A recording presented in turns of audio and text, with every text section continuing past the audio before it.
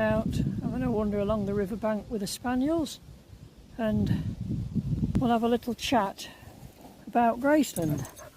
I think, as you know, Graceland opened to the public on the 7th of June 1982.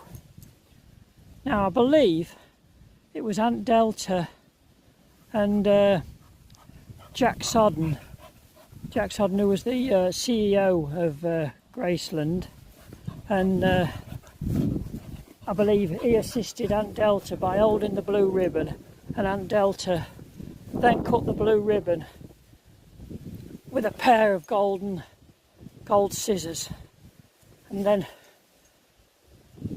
it was an iconic moment. And then I believe on that first day alone 3,000 members of the public visited his home, and I think it cost around $5 on that first day. I mean, this is not facts, it's just my opinion and what I've read over the years.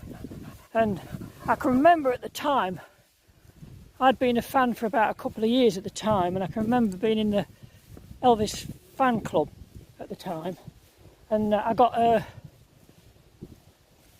some information through to visit Graceland, and at the time I believe it was for 13 days. It were a package tour. This is back in 1982. It were a package tour. It were for 13 days, and it was £500 odd at the time.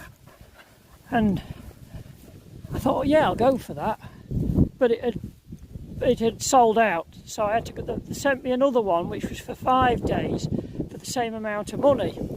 And at the time, I thought, oh, I don't know, so I gave it a miss. And then eventually, me and my wife, we went in 1995, April of 1995, and what an amazing experience it was.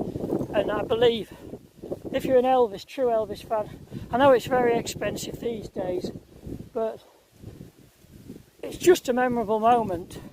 I mean, these days on the internet, with social media and that, you can virtually get into Graceland on your phones, show you parts of it. So these are ways, but it was a memorable moment. We drove from Memphis.